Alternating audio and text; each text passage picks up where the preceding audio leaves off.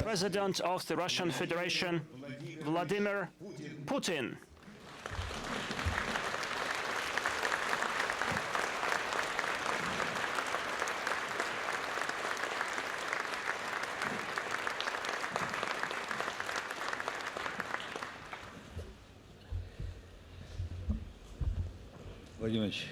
Mr. Putin, I'm glad to welcome you at the 7th Annual Investment Forum, or conference arranged by VTB Capital Bank. And first of all, I'd like to thank you for the opportunity to meet you, for your time and effort. This is your 7th participation at this forum, and certainly this is the keynote and central point of our meeting.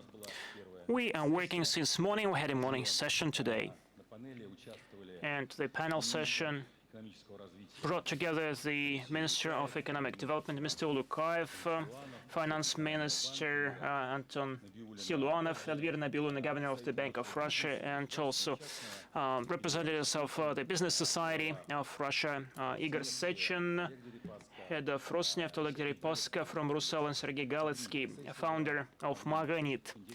The session was quite interesting, at least that's what the participants said, and we exchanged our viewpoints, and Mr. Sechin added some oil into the fire, criticizing the policy of the Finance Ministry in terms of taxation of the oil companies, and he was supported by Alexei Ulukayev, and on the contrary, Mr. Siluanov was supported by representatives of the private business. So we discussed different models of economic development, investment models, consumption models. Generally speaking, we agreed that the situation is totally under control in the country, that the policy is transparent. I think that it was quite interesting for the investors. And now, let me introduce to you the participants in our today's panel session. On my right, Mr. Jean de César de Montgaillard from Lafarge Holcim from France. This is the biggest manufacturer of cement and concrete and building materials. They have a long history. The company dates back to 19th century when the Suez Canal was built. The company invested about 1.5 billion euro into the Russian economy. They have 4 plants in Russia. And Mr. de Montgaillard has already delivered his speech. He spoke about the future for the developments in Russia, affordable housing, environmentally friendly housing, and other interesting projects which the company is ready to implement here based on the innovations and high-tech traditional construction materials, but still he said that focus would be made on the construction materials high-tech. Mr. Lazarus Zima from South Africa, he's a well-known entrepreneur.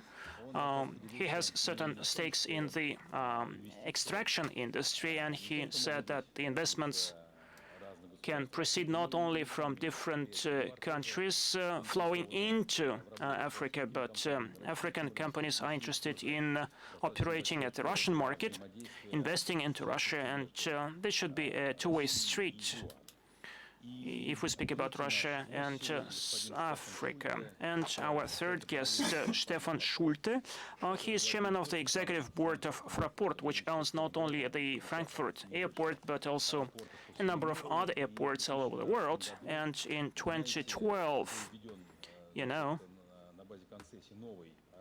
a new airport, Pulkovo, was commissioned, and his company has a stake there, whereas VTB has a controlling stake there. So I'm passing the floor to Stefan Schulte. He will tell us about the investments which his company made, any payback, any plans of Fraport company, any propositions as to how to develop further.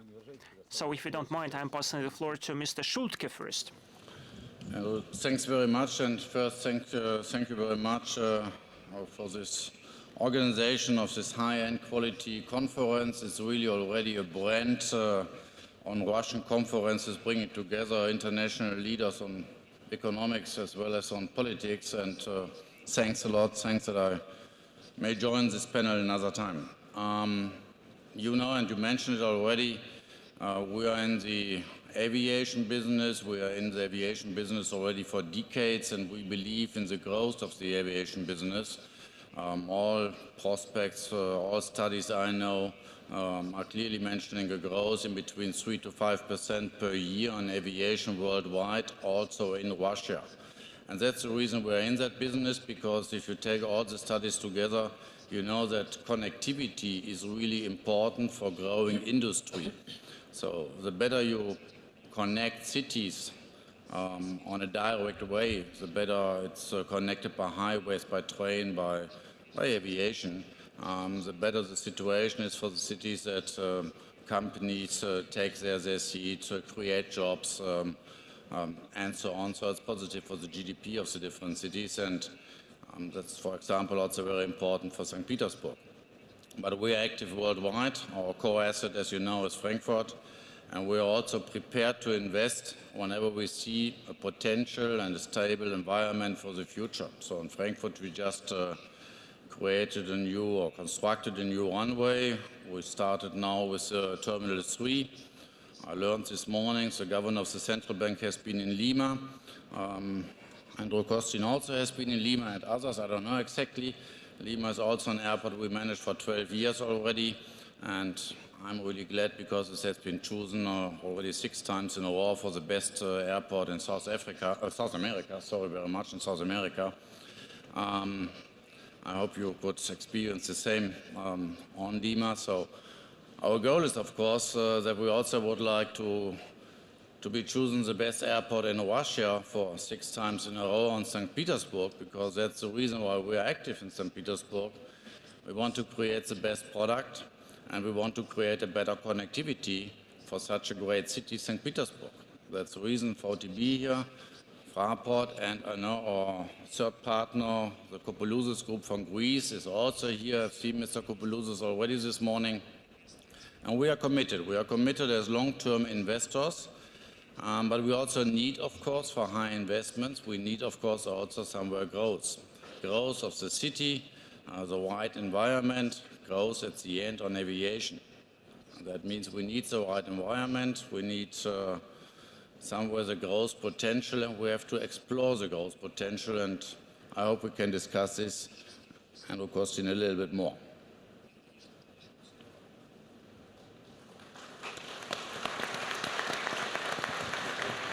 Thank you so much, Mr. Schulte.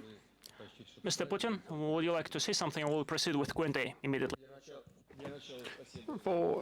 First of all, thank you for your invitation and for organizing such a high-profile forum. I believe that it's of interest and of avail for this country. It's of huge interest, and I hope that for the participants attending the forum, many of them coming from abroad, it's going to be instrumental. Well, actually, you have presented the panelists,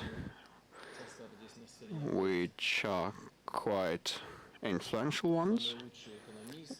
Here we can see the best economists, financiers, and best global bankers, and probably I'll hardly add something on the merits of the issues we've been discussing, but my presence is only to show that we back them and we will implement the policies they've been speaking about, the ones that have been stated in detail with many figures and data provided. It's not something stark or frozen. Our economic policies respond to the global and domestic economic and financial developments, introducing some amendments to the fundamental tenets. And we will do our best in order to provide for macroeconomic stability, and we will respond in a sensitive way to what happens in global finance and economy and on international markets. And if there are some clarifying questions, I'm ready to take them and respond to them. Thank you, Mr. President. I'm sure that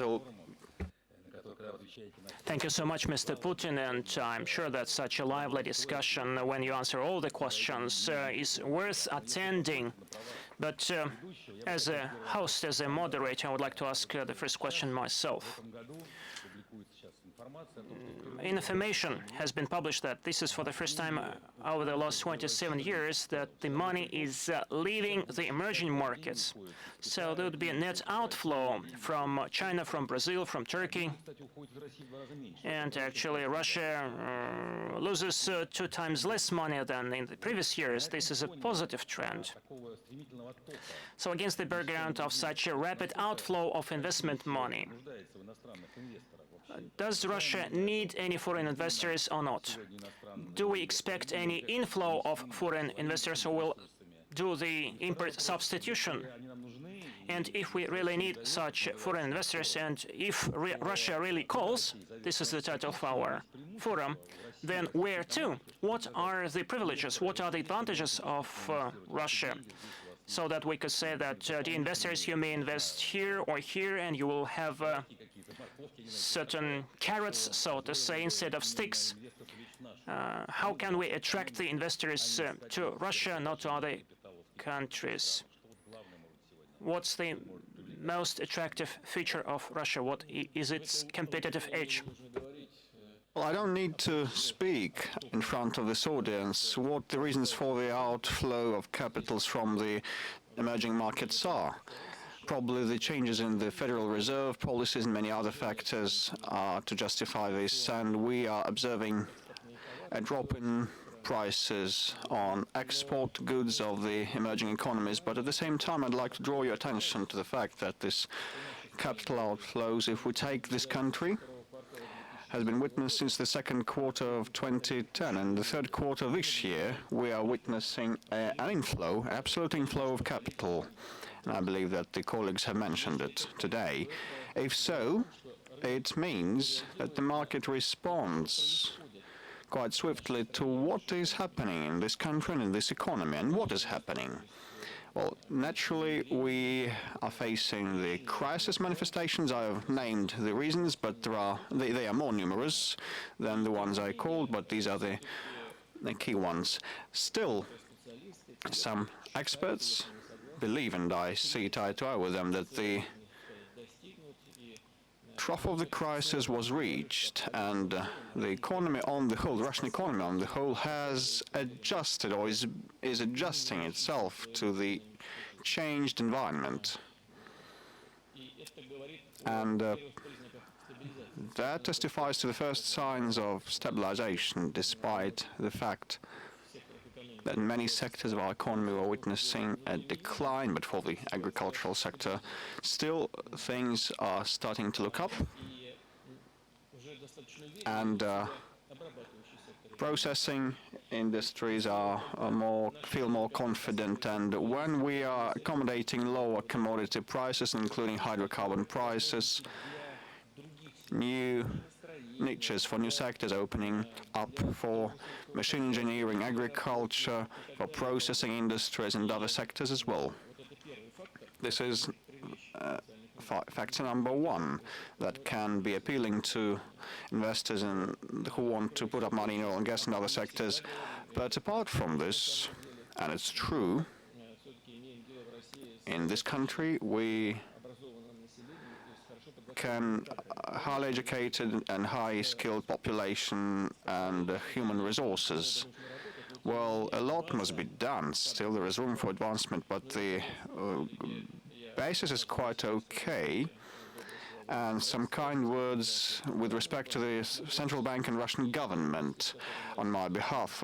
Despite all the hardships that we've been facing, our management team has demonstrated high responsibility in managing the economy and consistency and the ability to attain results.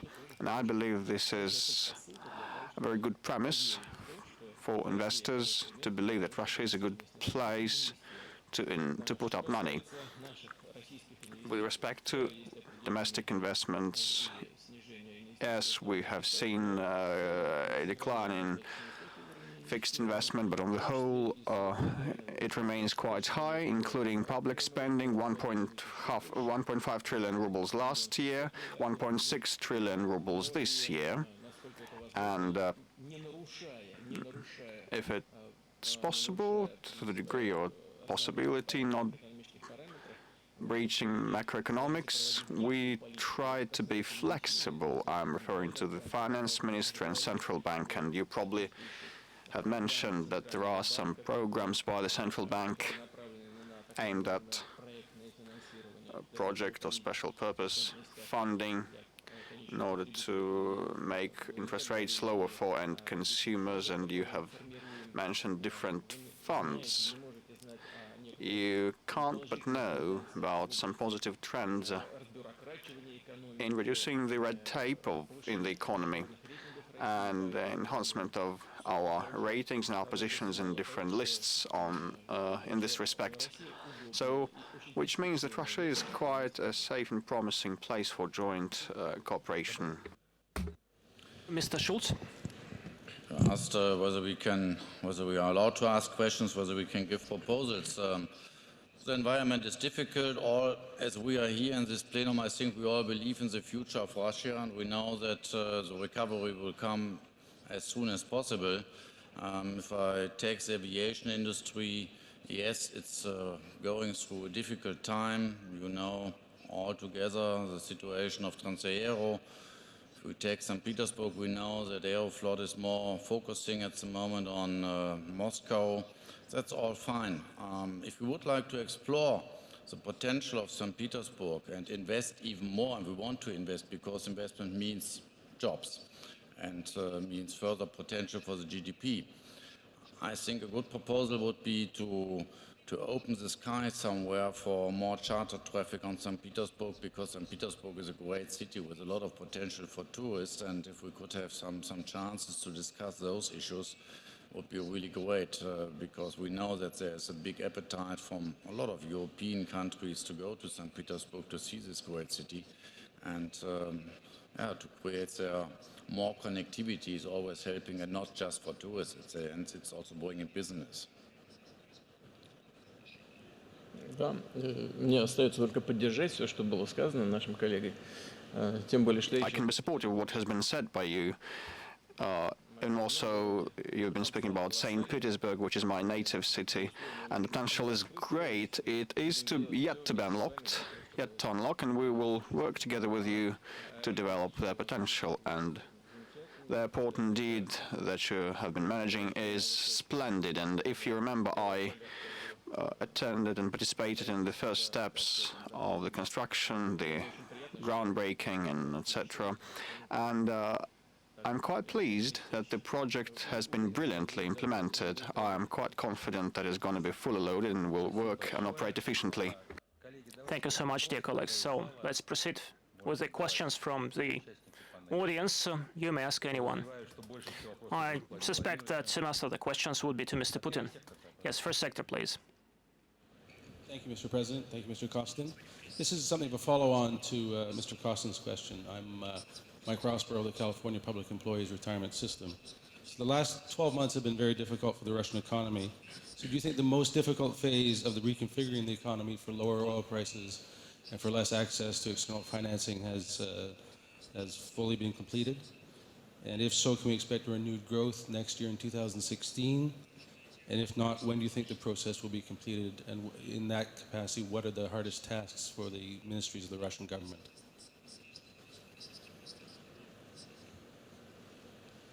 По-моему, это ошибка. Я задачи министерствам не могу поставить. Это вопрос Владимира Владимировича. This is a question to Mr. Putin, probably. I cannot instruct the ministries.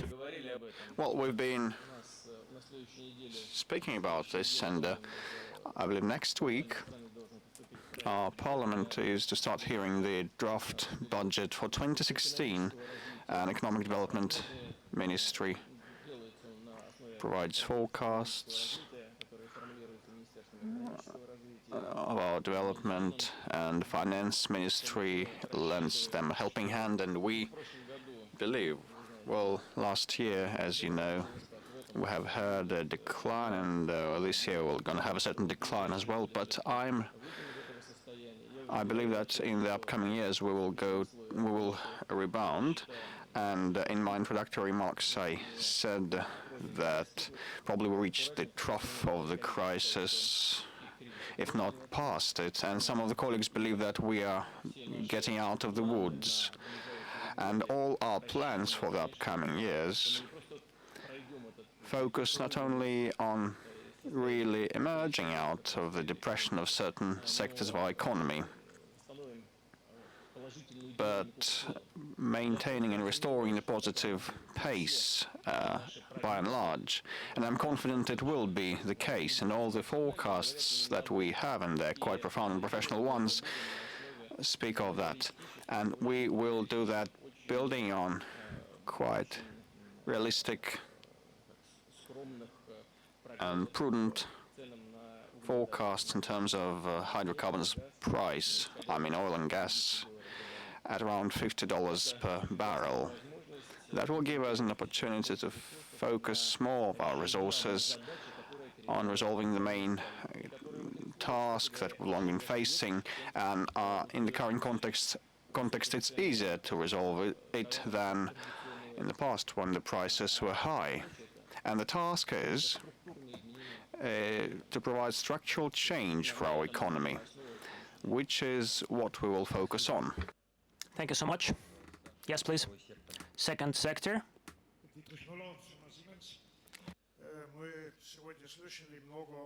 We heard a lot about the crisis, about political difficulties. How do you see the prospects of the development of relations between Russia and Germany? Prospects of the German companies in Russia? We heard about the decision to build the Nord Stream 2. Any ideas how Germany may participate in the high-speed railway in Russia? Germany, well, on an international scale, is one of our major economic partners. And it's not only about the figures of the trade, but rather the depth of interpenetration and the penetration of German enterprises in the Russian economy. German business community enter the Russian market not only for quick lucre and profits, no. They are active participants of our machine engineering, generating sector, agricultural sector, pharmaceuticals, and those key areas of our economy that are in the focus of our attention and have been and will be. This is first. Second, I'd like to mention a well-balanced approach of the German companies in terms of how they develop their relationship with Russia. They don't fluctuate with respect to the political situation, and they are quite pragmatic, building on their interests and the interests of their partners, and we appreciate that. With regard to specific projects, they have been set out long ago, probably the ones you have mentioned. Nord Stream 2 is part of the greatest Nord Stream project, and it was presented back in 2010, and then it has been consistently implemented. First, Nord Stream Train 1 was implemented, and in parallel with implementation of Nord Stream 1, shareholders and companies and partners came up with their ideas to expand the project further on. So it's no novelty. And this project aims at providing the need for energy for Northern Europe, given the declining production in Norway and the United Kingdom and a growing demand at the same time in that region of Europe. So it's not designed to strip someone of transit capability, and all those political talks and speculations, please leave them aside. With respect to the Ukrainian transit and supplies to southern Europe, we have special plans for that area with our German and Turkish and French partners. And there may be many different participants of future projects. Nord Stream 2 bears no relation to those, and it's not an impediment to anyone. With respect to high-speed roads, well, such infrastructural projects are important, and we would welcome your company and other companies in transport engineering in Russia, and we appreciate this. It's a mutually beneficial area, and we would continue to cooperate. And as we know, our Chinese partners develop their transport hardware construction on the basis of German technology.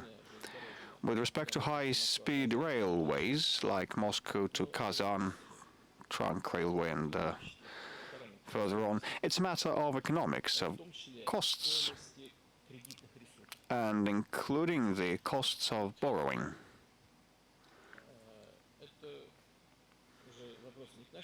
So it's not a question to our government, but to yours.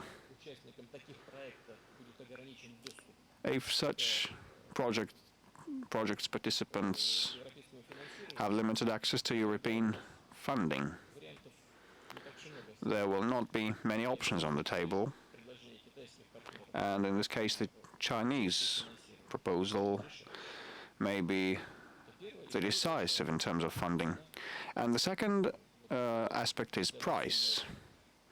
If we are able to come to terms on these matters, we would be really glad to see your company among those implementing similar projects on our soil. Thank you. Thank you. Next question, please. Sector 6. Mr. President, thank you very much for giving me the opportunity to ask this question. My name is George Sibulela. I'm from South Africa, chairman of Black Business Council, and I serve on the South African Presidential Advisory Group. I want to also note the role that Russia has played in the transformation of South Africa during the political times, particularly for the ANC, which was really appreciated. My question is around the BRICS countries. One is China-Russia a strategic partnership, a strong and a stable one? And we have seen a lot of the Chinese traveling to Africa for various opportunities, becoming much more active. And secondly, what do you see as the priorities in terms of economic cooperation with China, similarly with Africa?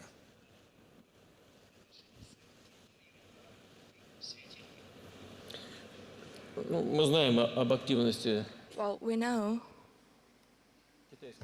that the Chinese business community is very active in Africa. Nothing unusual, because Africa is the richest continent, home to vast natural resources, diverse ones. It is only natural that such a fast-growing economy, I'm referring to the Chinese economy, needs reliable supplies of mineral resources to its rapidly growing market.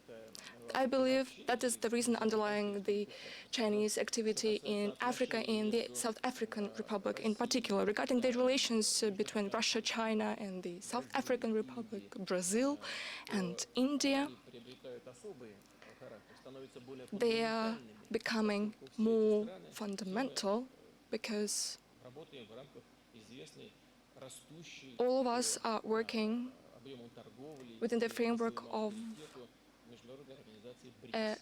growing in terms of its authority organization, the BRICS organization. Regarding the prospects for further relations between Russia and China, well, we can say that China is one of the largest trade partners of Russia.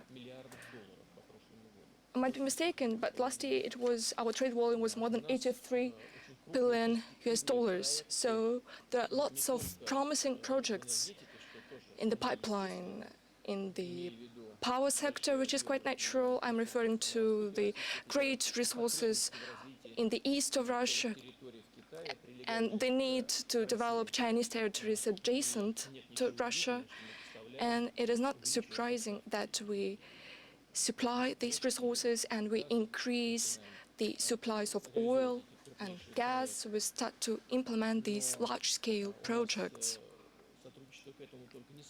But our cooperation does not only boil down to the oil and gas sector. As you might know, there is a large-scale nuclear power construction in China, construction which is based on high technologies. So we built a nuclear power plant there, and there is a special program for joint activities in this area for the future. There are huge prospects for the development of infrastructure and transport sector. We're working on large-scale projects in the area of aviation, as well as many other areas of mutual interest. In this context, our BRICS partners joining these joint efforts would be of great interest for us, and it would be very promising. For example, I'm referring to the nuclear power sector. One of these projects is under consideration with the participation of the South African Republic. And not only this, there could be lots of very interesting opportunities for cooperation within the framework of the financial institutions that we have established. Both the Bank of BRICS and contingency reserve arrangement with a capitalization of 100 billion each, huge resources which are to be used for the purposes of mutual development. Do we have other questions? Sector 5.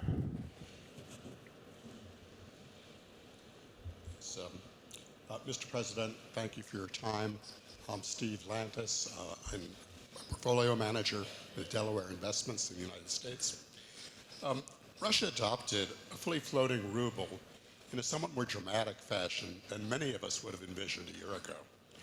But it's been clear that the steps you undertook have ensured that the economy is on a more stable path than we've seen in the crises in 1998 and 2008. And as a member of the international investment community, we applaud the fact that you undertook these steps without any restrictions on the free movement of capital. But I wanted to ask you at this time, are there any circumstances that you can envision where the political leadership in Russia would make a change in that direction and put restrictions on the free movement of capital? Thank you.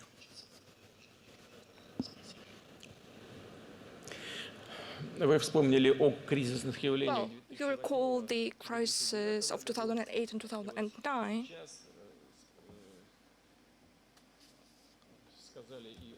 Right now, you've mentioned the decision of the Central Bank of Russia on the introduction of the free floating rate of the ruble. In 2008 and 2009, we didn't do that because we believed that back then the Russian economy was not ready to undertake such harsh steps. And back then, indeed, we used lots of our reserves in order to uphold the ruble exchange rate and managed to maintain economic stability. But Even back then, we did not decide to introduce restrictions to the free movement of capital, and not we're going to do that right now. These are not the steps that we are going to undertake. I believe that we demonstrated to all our partners and investors, all those who invested into the Russian economy, that we were not going to do so. And that was one of the reasons due to which, for the first time in the second quarter of 2010, since that time until now, we have registered a direct inflow of investments. That is why, let me stress once again that we are not going to introduce any sorts of restrictions as to the free movement of capital. Regarding the introduction of the free floating rate, there could be some shortcomings for some economic entities. There could be some shortcomings for our citizens, for physical entities, because it impacted the prices and inflation, which is a significant negative consequence for the Russian economy and for Russian citizens. But on the whole, for Russian economy and eventually for Russian citizens, that is the step that was taken on a timely manner.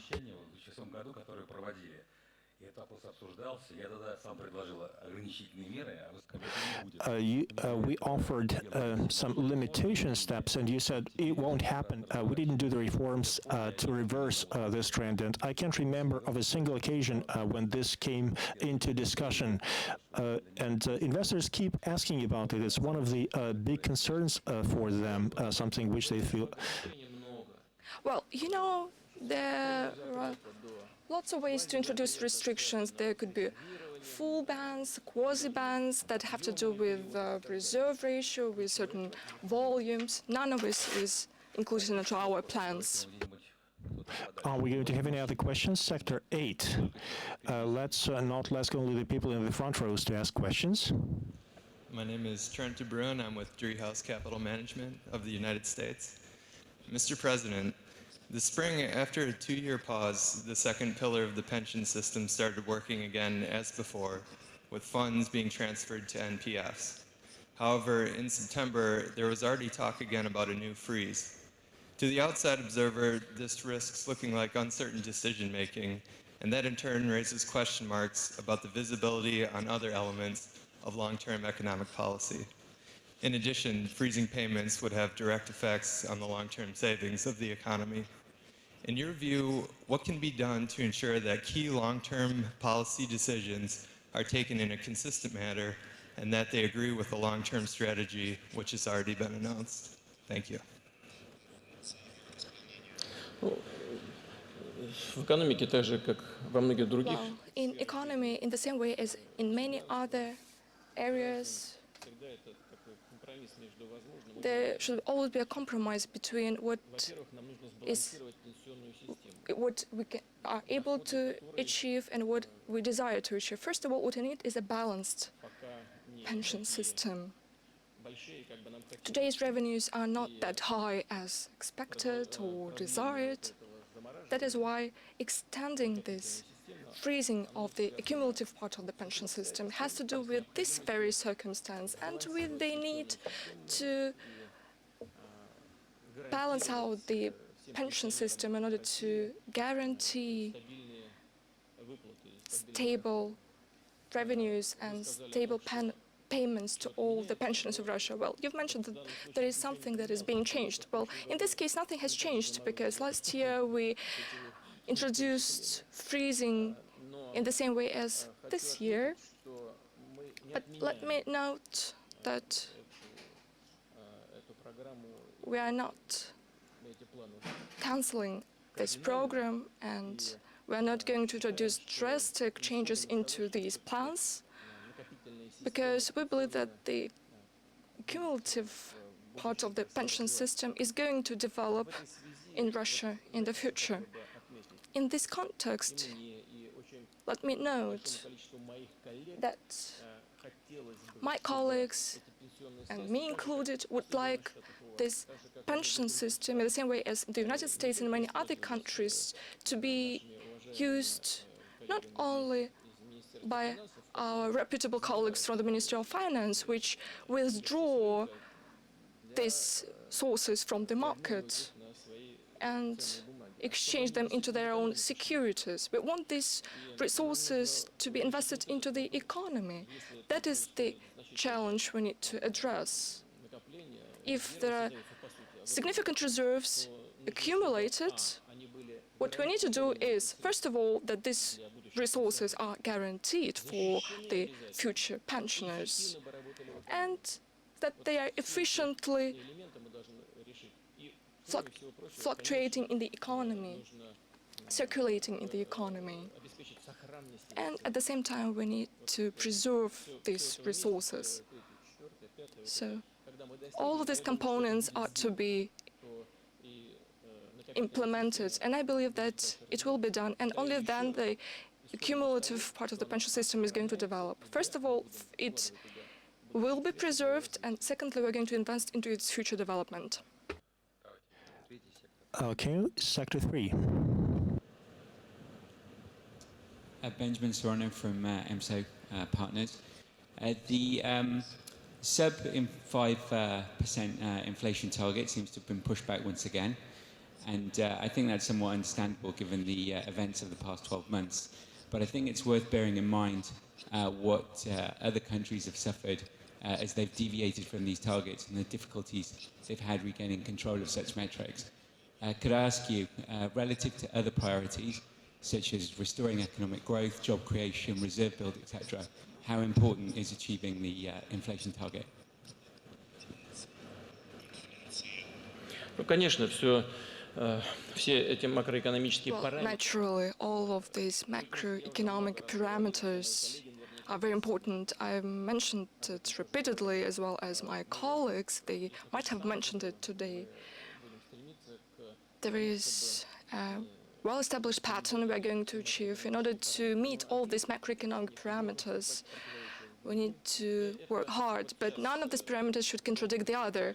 Mr. Kostin has mentioned that even today here at the panel there was an argument which took place between the speakers, and the same very debates can be observed at the government meetings. There is yet another one which is to take place today, and all the time the same question is being asked: what is more important? As the finance ministry says, to meet such a macroeconomic parameter as inflation, whether it is the task of the central bank, or to reduce the federal budget expenditures, hoping that the economy will get more money. A question which is very controversial. One can hardly answer that in precise terms, but at the same time it is hard to disagree with it. On the other hand, the Ministry of Economic Development demands more resources in order to support the real economy of Russia. It says it's okay if inflation parameters are a bit higher. I believe that the figure for the next year would be 6%.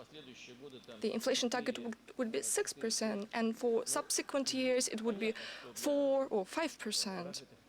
It's clear that for the developed economies, the inflation target is 2, 3, or 4%. That is the best possible figure, and that's what we would try to achieve.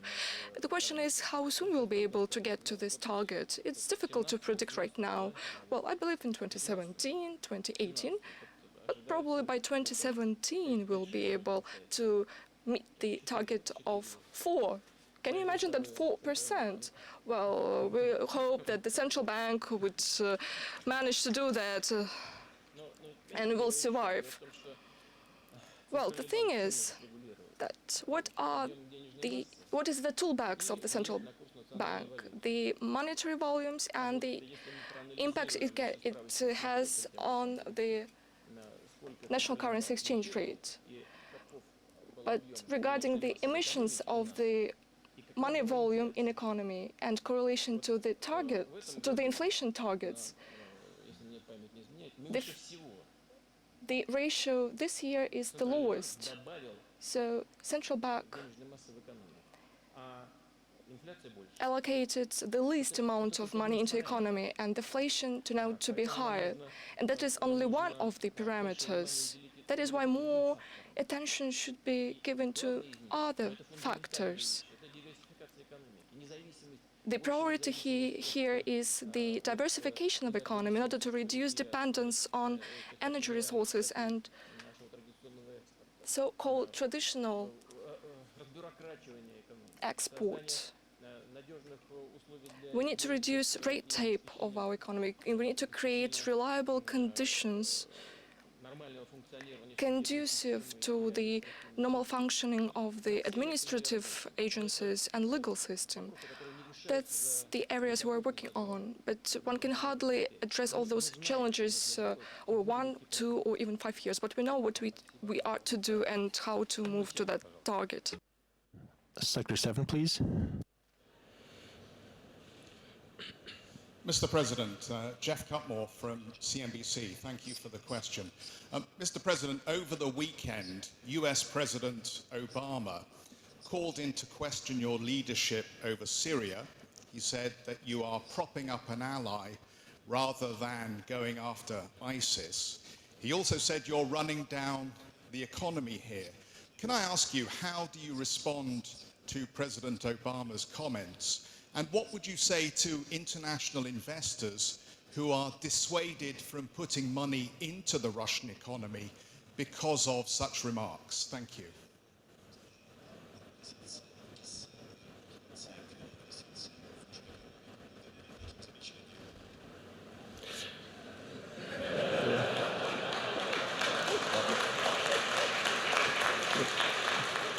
Вы как-то, знаете, как у нас говорят? Well, as we say, you mixed apples and oranges together. And there are many other jokes when people are trying to create a hodgepodge of various things. How does it have to do with investments into Russia? Although everything is interconnected. No direct links here, but everything is interconnected. Well, first of all, I'm not going to get into these debates with anyone, but let me be clear, we're not going to get into leadership in Syria. There's only one leader in Syria, which is the Syrian people. What we are trying to achieve is to contribute into the fight against terrorism, which is a threat both to the United States, to Russia, to European countries, and the whole world without any exaggeration. Let me draw your attention to the fact that all our actions, as I've mentioned, fully comply with the UN Charter and international law, contrary to the actions of our colleagues from the so-called US-led international coalition, which is acting without any UN Security Council resolution and invitation of the Syrian authorities. The US-led operations have been lasting for more than a year, but to put it simply, just the actions of the United States. They engaged 11 countries to the airstrikes. More than 500 airstrikes were executed on the territory of Syria. According to official statistics, $500 million US were spent to train and equip militants of the Free Syrian Army to fight against ISIL. And what are the results? There are none, actually. And right now, the Free Syrian Army is being supplied with ammunition and all necessary military equipment. So where is this Free Syrian Army? If this ammunition is dropped from the air on the territory of Syria, won't it get back in the same way as when the personnel of the Free Syrian Army was trained and equipped? Won't it get back to the hands of the ISIL? It has taken place, actually, and the United States have recognized that it was a failure, and right now they are keeping distributing ammunition and the military hardware and equipment. The question is, who will get a hold of those ammunitions? And it is not a rhetoric question. We've heard that right now our pilots are striking against the wrong targets, which do not belong to the ISIL. And what we offer to our partners, but first of all, we informed in advance the leadership of the United States. Contrary to the United States, they have never done so, and we were the first one to do so because we would like to show respect and to establish business contacts with them. And the first thing we hear right now that first they are not ready to cooperate with us, and secondly that we are attacking the wrong targets. At the military level, we asked them to give us the information regarding the targets that they believe are 100% belonging to terrorists. And what we receive as an answer, we are not ready to do that. Then the second question was asked. Please tell me what targets should not be attacked by us. No answer received. So what shall we do then? This is no joke. I haven't been inventing things. It's true. It was not long ago. We made this proposal not long ago. Give us targets that we should not pound. No response. So how shall we work together then? Do you have an answer? Neither do I. And probably some of our partners have a mingle in their heads. They don't have a clear understanding of what happens on the ground and what their goals are, but we will work persistently in order to have common efforts in fight against terrorism, international terrorism, and have predicted and clear results, focusing the international terrorists, eliminating this threat for all of us. So the economic discussion goes on. With respect to investments, as I said, I believe these are not interrelated things, but when I've been telling you all this story, from the outset, probably you noted that I mentioned that no one ever warned us about such military action, and we did so. We have done so, which means that we aim at working together. And those who are willing to do so in the sphere of security and fight against terror, and in economic sphere, they are welcome. Sector 2, please. Thank you for being here. My name is Inachos Lazos. I'm from VTB Capital in Connecticut. It's another question on Syria. Yourself and Minister Lavrov over the last 2 weeks offered exhaustive explanations of the logic behind Russia's latest actions in Syria. In light of your meeting with President Obama in New York, what is your personal assessment of the feasibility for forming a basis in the form of a UN Security Council resolution for a joint grand coalition action against the Islamic State? Or is this a level of interest you sense from Western counterparts in such course really low? Thank you.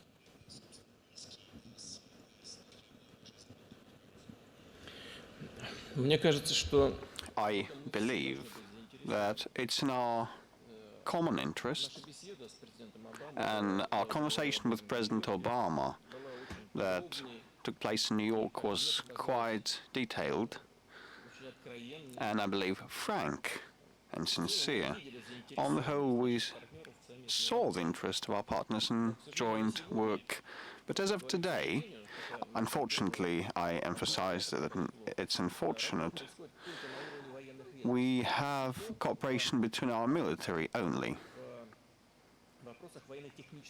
Only in matters of military and technical nature, like comparing the friend or foe signals of our aircraft, which is indeed a sign of mutual trust, by the by, and we have other technical parameters to coordinate and that are being coordinated, but this is not enough, I believe. And I think that if we want to be efficient, not just pounding or bombing, if we want to arrive at a political settlement, we should encourage the forces inside that country, and this is a very complex conflict, So we should encourage them to work together between themselves, which is the main thing. And we should work with those whom we can influence, like us, the United States and Europe. We should bring them down to a negotiating table so that they start the political reconciliation process, which is not something we have been able to arrive in our joint efforts with the US and the EU, well, primarily with the US. We have come up with a proposal to organize a high-level political meeting and military meeting in Moscow. I said that I am ready to send a high-profile delegation to Washington to discuss the settlement in Syria, but we have received no answer as of today. And by the by, I believe that could be indeed a high-profile delegation on the Russian part, headed by the chairman of the government, Prime Minister Dmitry Medvedev, for instance, and it could also comprise military, like deputy chief of staff of the, or probably special services representatives. We should work on the substance if we are to be efficient. But we also are to cooperate with the regional players like Turkey and Saudi Arabia and Jordan. It's a small state, but it borders on Syria with Iraq. Yes, there's a great deal of mutual suspicion and claims, but unless we work with them, no solution is found, and we hope that we will be able to make headway in this domain, political domain. Shall we talk about the pension system again? Maybe? Section 6? VTB Capital in London. Sorry, just to continue on the Syrian theme for one more second. Can you give a few words on how you see the relations between Russia and Turkey going forward? There seems to be some tension on the Turkish side about the recent developments. Is there dialogue with Turkey? Where do you see this going forward? Thank you.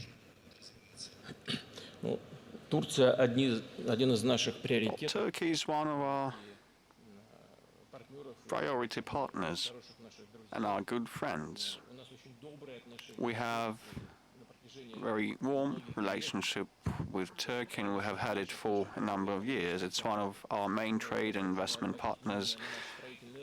Just look at our construction market and sector. Over the past years, we have seen around 12 billion of investments on the part of the Turkish companies. And we supply a great deal of energy to Turkey. We have major joint projects in the energy sector, agriculture. Turkey has been able to increase the supplies of agricultural produce to our market, which indeed is in the interests of the Turkish economy and their nationals and their people. We are to understand how we can forge cooperation on the anti-terrorist track, and Turkey has a lot of concerns with respect to the Kurds factor and fight against terrorism, and we are aware of those concerns and ready to take them into account in our cooperation. But now our military maintain contacts, and I hope that we'll have coordination in place. We should have political coordination as well as with the United States. Thank you. Sector 5, please. Thank you, Mr. President. My name is Richard Lamb. I work at Lloyd's of London in the UK. The Bank of Russia has started implementing the plan to create a national ratings agency. The requirements of such an agency are clear: to protect the national financial system against the risk of losing the services currently provided by the international rating agencies. However, do you not think that the appearance of such an agency, supported by the government and the prominent business groups, could damage the chances of competing Russian rating agencies and correspondingly limit the competition in this important sector? Thank you. может повредить чему? Can damage, pardon me, what? The competitiveness of the agency, it's not here yet. And when it appears, when it's established, it's going to be an additional player to enhance competition among structures of such kind. And I believe that there is nothing bad about this. It'll benefit the sector, both globally and domestically as well. You may remember how nervous our European partners were several years ago when they believed that global or American, primarily rating agencies, in order to reduce the competitiveness of European economy versus their American peers, they came up with rating assessments targeting European enterprises and businesses, and such suspicion was heard on the expert and governmental level and has been heard. So I believe that the implementation of a Russian National Rating Agency will not make things worse in this domain, but will make them better. The most important thing is that it's a highly professional agency and independent in all the senses. So it's presumed that all the participants will not have a share of more than 5%, and there'll be a number of stakeholders out of private companies, not only companies with government participation, but all the efforts of such kind must be devoid of any kind of lobbyism on national or some other grounds. And I expect that the managing bodies will comprise world-class, high-notch specialists, no matter what their nationality is.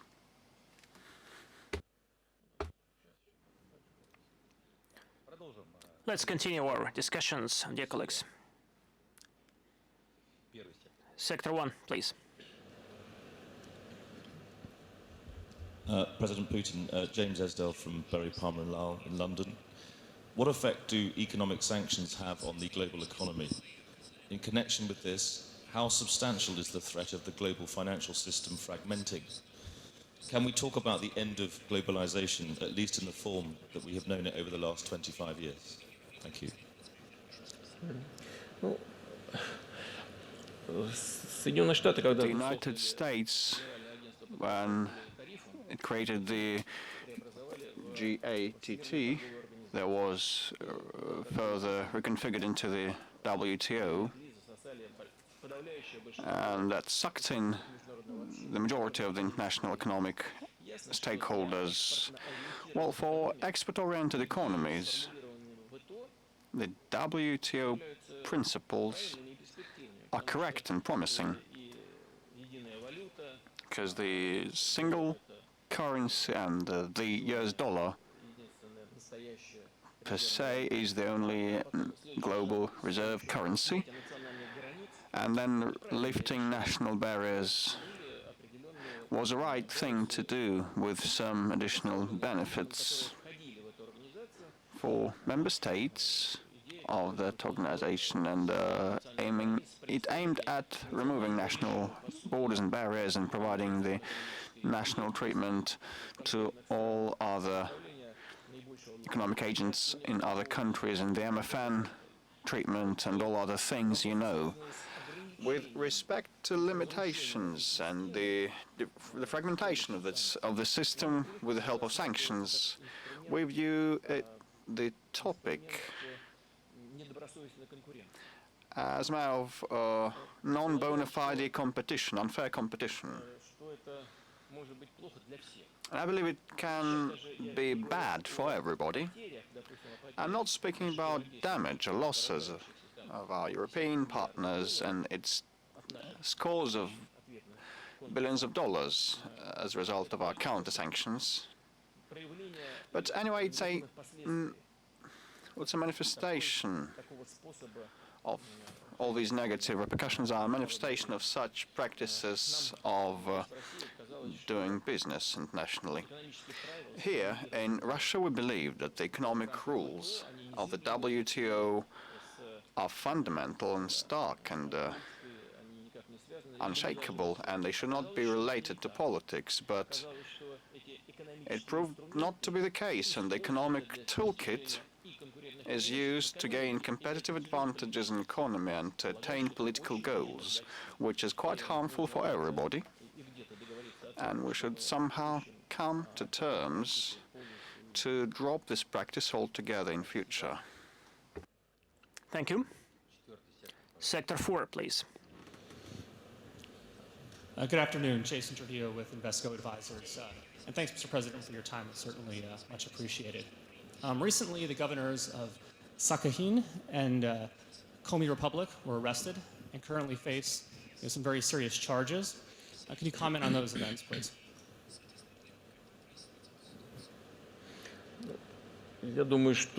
I think that it's going to be premature to speak of this. In Russia, as in any other civilized country, there is the presumption of innocence unless there is a verdict and a sentence of the court.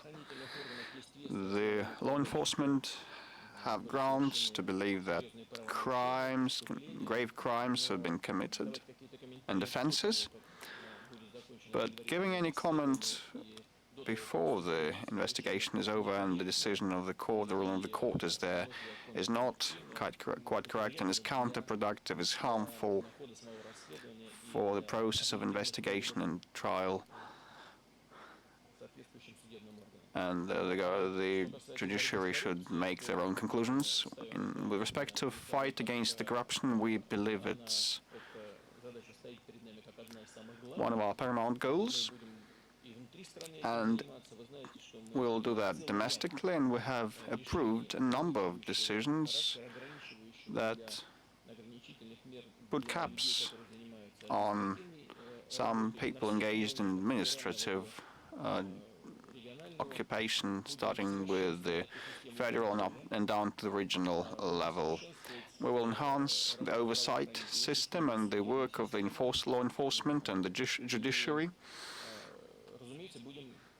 and definitely we will contribute to international efforts, like in November in St. Petersburg, a UN-led forum on that matter is to be held, and Russia as the host country will actively participate. Thank you, Sector 3.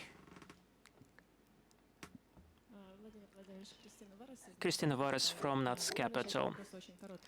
My first question will be very simple. What share of your time you spent on economic and infrastructural issues, and what share of your time you spent on international conflicts such as aid and military? First is 80% at least, even probably more. And the second question, probably more specific. The foreign investors, in order to come to Russia, they have to have some showcase, some example. And for instance, the Russian pension money is invested only by 1/3 into shares, so not very attractive for foreign investors. Speaking about the real sectors of the economy, Russian roads or motorways are so dangerous that about 27,000 people would be killed in accidents. So again, just for foreign investors, it's not very safe to come to Russia physically. You think foreign investors travel between Oryol and Voronezh cities? I have doubts. Foreign investors will call on us to go by plane. And with respect to roads, yes, it's a well-known problem for this country because we have very vast dimensions. We're the biggest country in the world in terms of our square area, and we have a lot of remote areas with no road network at all, which is first. Second, the standards of road construction of ours are even more stringent than those of many European countries, but the climatic conditions are different. So there are some objective and subjective difficulties, but anyway, one of ways to develop our economy is invest in infrastructure, roads, railways, ports, airports, and machine engineering, aircraft construction, and vehicle construction. Probably the last part of my question. What economic or investment issue is most attractive for you? You have named one of these, infrastructure development.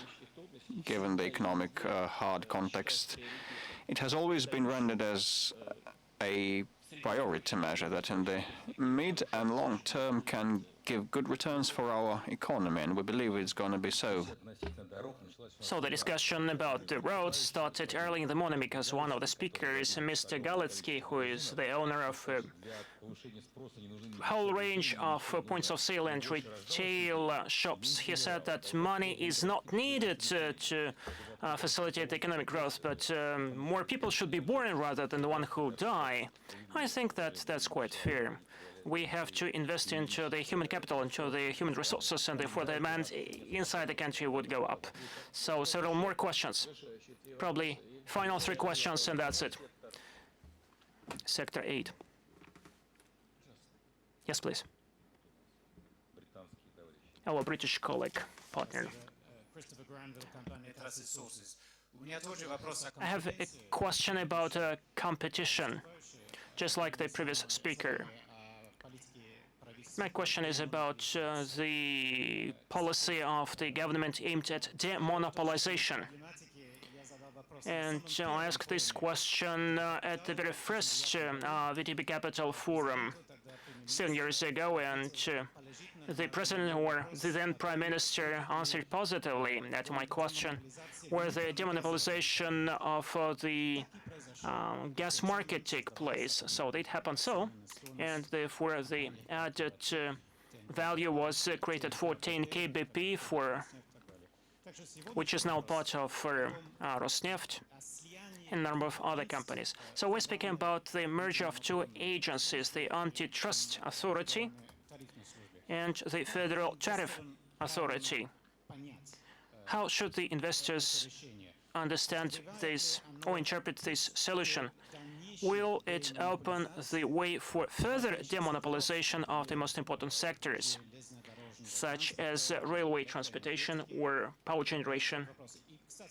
That's a question. And probably the representatives of the international business in Russia will also share their views about the competitive environment. So regarding the demonopolization of the railroad transportation and power sector, yes, we would follow that path. Even more so, I personally believe that what regards the railroad transportation, these questions are long overdue, both regarding the Russian railroad position, according to which they cannot lose control over some elements of this business.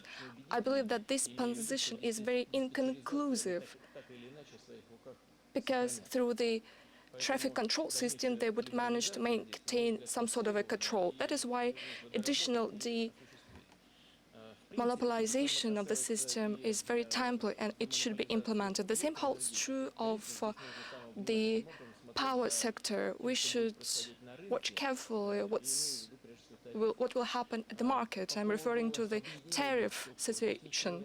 Regarding the merger of the 2 services, nothing new about that.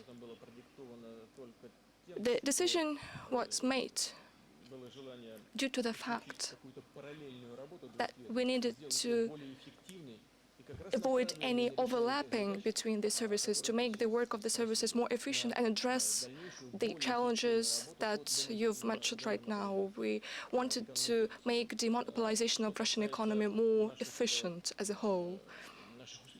Now, regarding our goals in this area, well, our efforts in this area, well, you know that we intensified the activities of those agencies, and relevant decisions were made at the legislative level. We introduced greater responsibility for monopoly conspiracies. We even introduced the criminal responsibility, liability for these developments, which was not the case before. That was done based on the assessment of the work of similar structures in other countries, including the United States and Great Britain. And from the point of view of our practice, there is, again, nothing unusual because the federal anti-monopoly system and federal tariff system were born in 2004 based on the anti-monopoly ministry. And after they worked separately, the experience has demonstrated that it would be more efficient for them to join their efforts and to be more efficient. 2 questions more. Well, let me choose. Sector 8.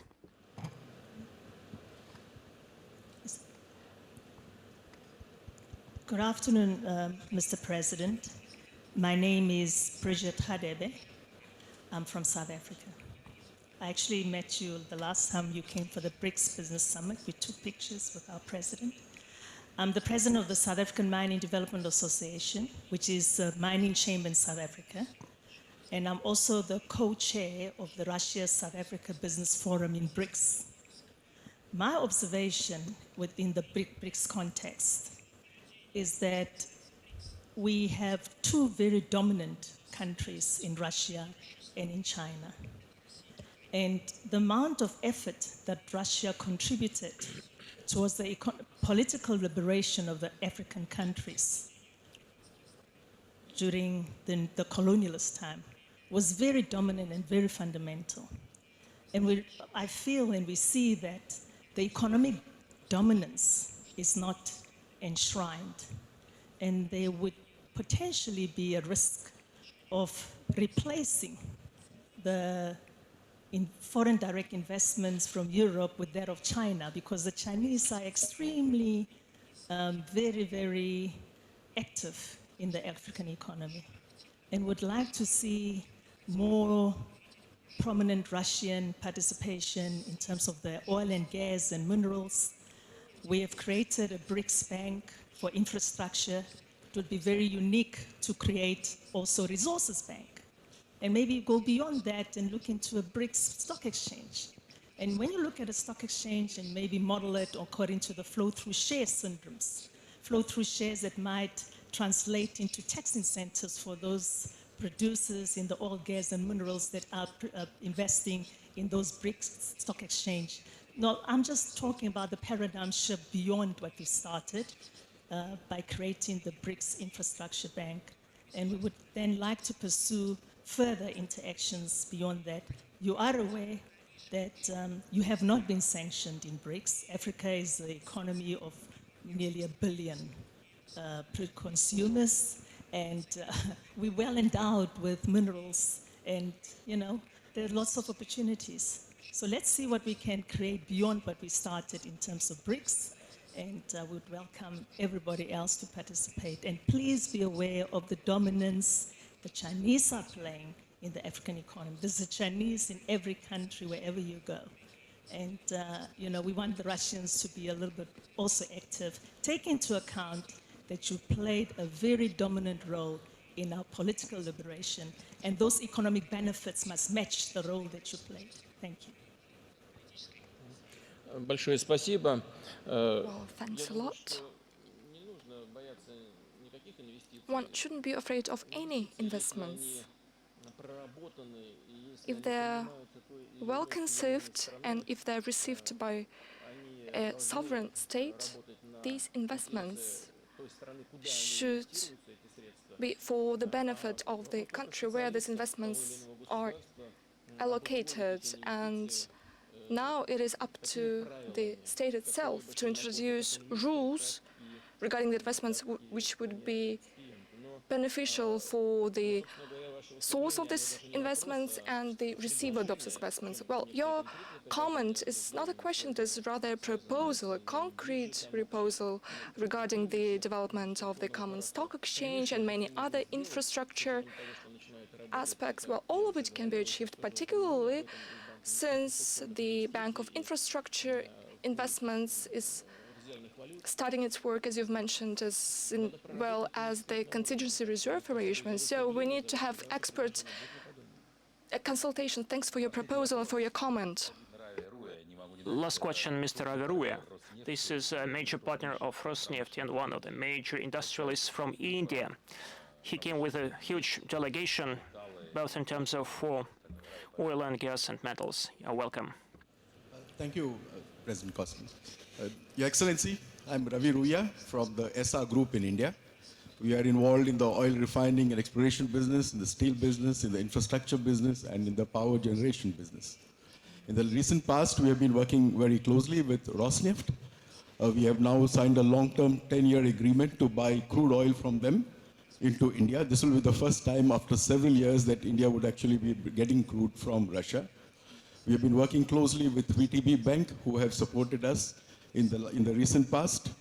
And in fact, I can tell you that both Rosneft and VTB today have become very well known in India because of these transactions. We are now looking at further investments on both ways, both into India by Rosneft and VTB, as well as two-way from our side into the Russian economy. Your Excellency, Russia has always supported India in the time when India needed help. And I think, and as you well know, India has always been very grateful for that. And even today, all the political leadership in India continues to maintain that India will continue to support Russia in every possible way. From our side, the question I have is, other than the political side, how do you really see Russian economic cooperation with India, particularly in the private sector? Because in the recent past, or the real investment or the real cooperation has been between Russian government entities and Indian government entities. But increasingly, we see a role for Indian private entities and Russian private entities, as well as Russian state-owned enterprises. We would like to see what is really the commitment and how really interested is Russia in developing this relationship with India in different sectors. Вы знаете, нам очень бы хотелось. Well, you know, we would want this vast political potential of our cooperation that have been established throughout decades, huge mutual trust potential, as well as mutual love between the peoples of the two countries could be transformed into concrete projects. And the economic potential between our countries hasn't been tapped yet. India is a huge country with a population of billions of people, with the market economy, which is very dynamic. Yes, indeed, we have maintained our economic cooperation thanks to the efforts of the governments of the two countries, but our goal is to make the government efforts a trigger to step up cooperation at the private level, at the level of private companies. There are lots of private companies in India. Most of them are already present in Russia, particularly in the area of the pharmaceuticals and many other areas. There are lots of huge, promising projects, and we would want to engage private companies for joint activities both in Russia and India and together on the territory of the third countries. Let's work together to use all the existing tools, the intergovernmental cooperation, business community forum, so that we could identify and implement these opportunities. Well, 3 more questions from the third, the second, and the first sectors. Well, we're lucky. Sector 4, you've raised your hand. Please, the floor is yours. Please stand up. My name is Jakub Vermigres. I'm from ICE Capital. I have a couple of questions concerning the following. The truce in Ukraine, is it stable or not? Will the Minsk agreements be implemented? And finally, is there any chance that Europe will split with Russia? Well, you should address the last question to Europe or to those who make relevant instructions but located in a bit different place. Now, on Ukraine, as I've mentioned, there can be no alternative to the Minsk agreements. One cannot keep insisting that Russia should implement them to the full. It is becoming absurd.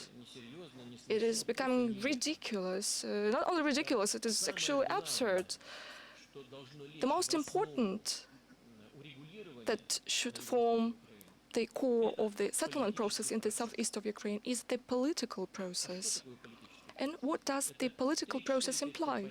3, 4, or even 5 components. The first one, which is stipulated by the Minsk agreements, which is amendments to the constitution on a permanent basis, upon the coordination with Donetsk and Luhansk.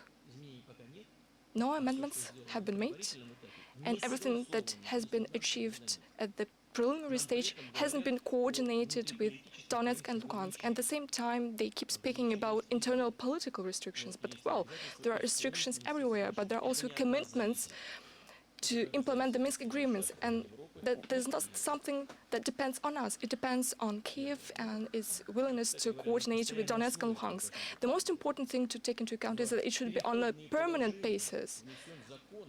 In the transitional provisions, there is a statement regarding the law on the special status of these territories. And they keep insisting that it is on the permanent basis, but one shouldn't forget that the law was taken for 3 years, and 1 year is already over, and it's not our obligation to make these to make this law a permanent one. Then the amnesty law should be adopted. It is again provided for by the Minsk agreements. We cannot adopt this law in Moscow. And how can a political dialogue be carried out when these people are under the threat of criminal charges? Is it up to us to do that? Why are we always told that we should implement these Minsk agreements? Why should they put all the responsibility upon us? What is it done for? If we are truly willing to implement the Minsk agreements and based on these agreements to address the problem, we should implement all the obligations arising from the Minsk agreements. The Minsk agreements provide for the Ukrainian Rada adoption within 30 days after the Minsk agreements was signed. Well, was it done so? Yes, formally it was done so. The Verkhovna Rada decision was made, but yet this law includes Article 10, which hasn't been coordinated with Donbas, which suspended the application of this law with regards to all the articles from the 2nd one to the 9th one. So formally, they have carried out this, implemented this commitment.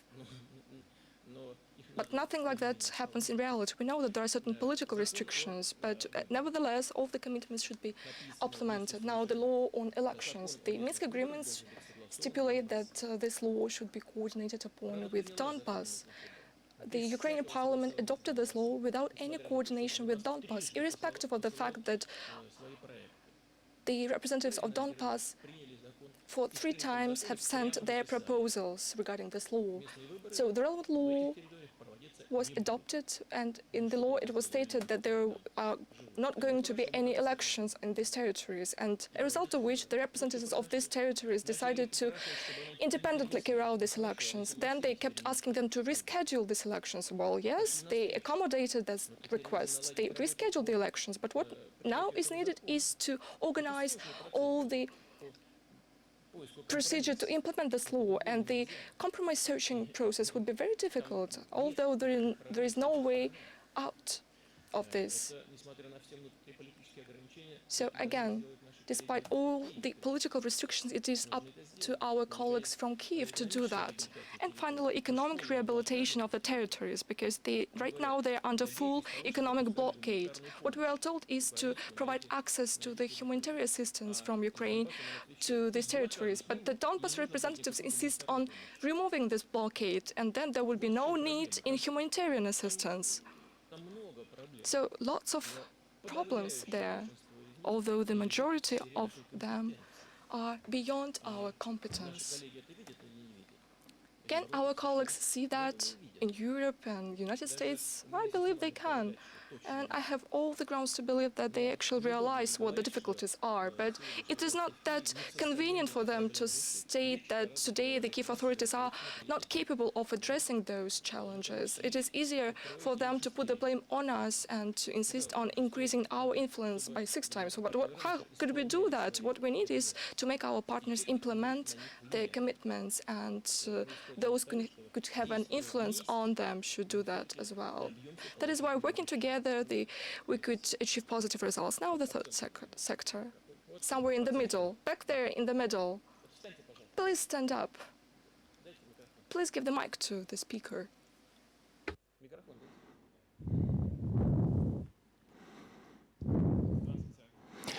Good afternoon. I'm Mikhail Shapkov. I work for the VTB Capital Fund. My question has to do with small and medium-sized businesses. Andrei Leonidovich has just, well, in the last session said,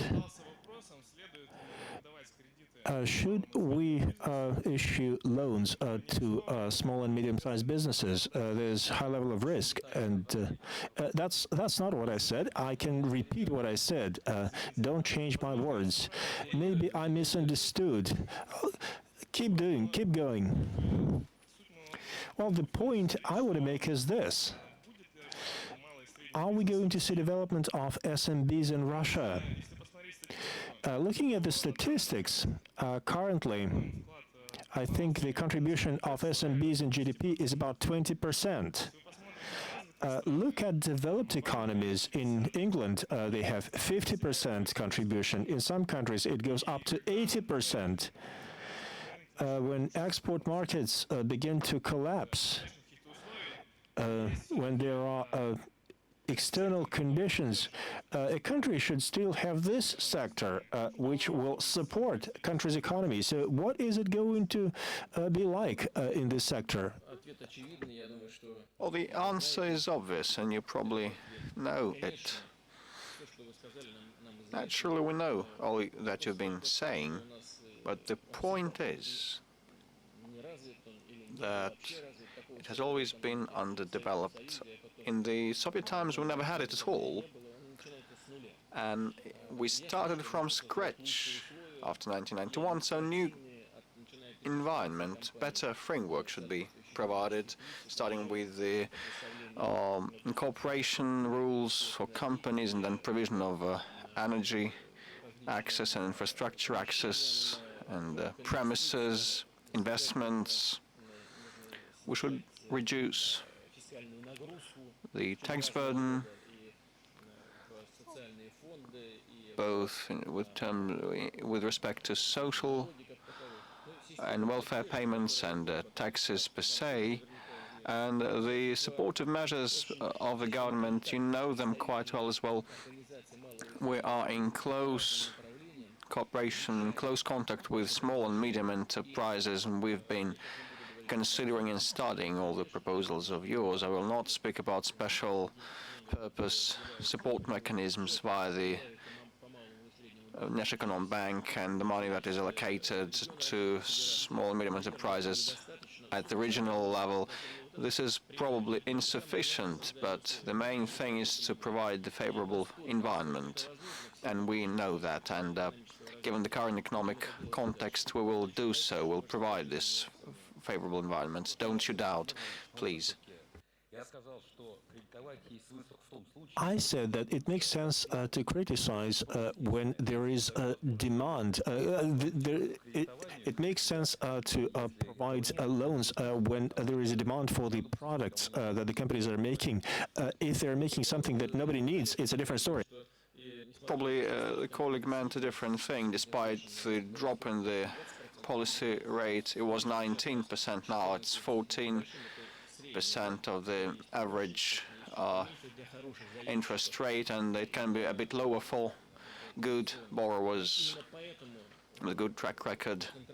So the central bank and the Russian government are coming up with special measures to support SMEs via the regional level and directly providing trust funds to real projects. But we should reduce the bar, put the bar down, so that more companies can get the project finance.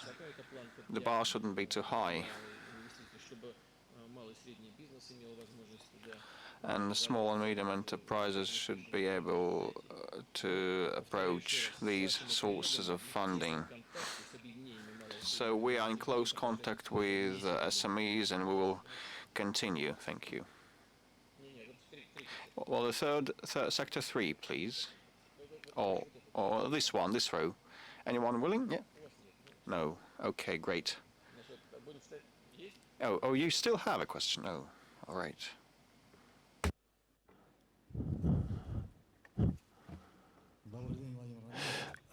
Good afternoon, Vladimir Vladimirovich, colleagues. I'm Vladimir Korobkin from Gazprom Neft.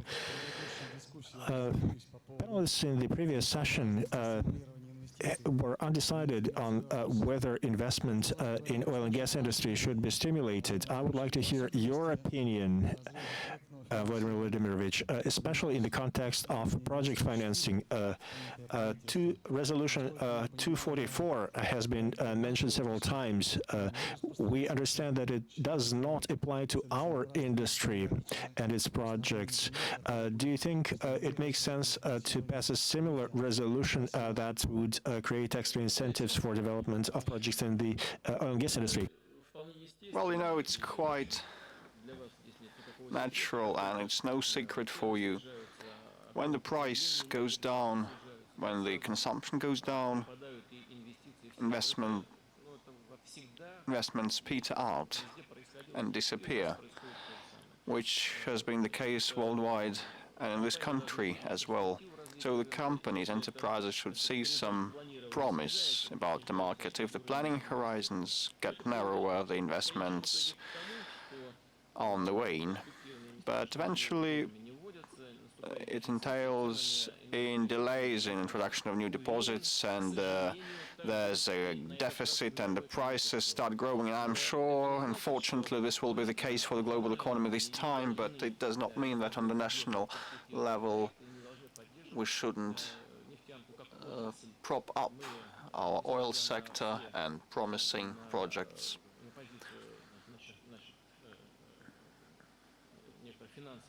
And despite our financial authorities' stance, we still consider different options, and they want to introduce some measures in your prejudice. But it's not about that we want to stem investments, or suspend investments in this sector. But Mr. Siluanov probably said that the finance ministry wants to withdraw some additional windfall profits originating from the slump in Russian currency, in the ruble. But experts and market participants know that initially it was about 600 billion rubles of additional payments, and eventually the finance ministry agreed to it, that anyway it should be a lower sum, around 200 billion rubles. And the toolkit may be via duties and taxes and other things, but we are aware how important the oil sector is for this country and for our economy. And while striving for diversification and structural change, we will not do that at the expense of our oil sector, which has been efficient. I thank all of you, and I wish you well thank you, my gratitude.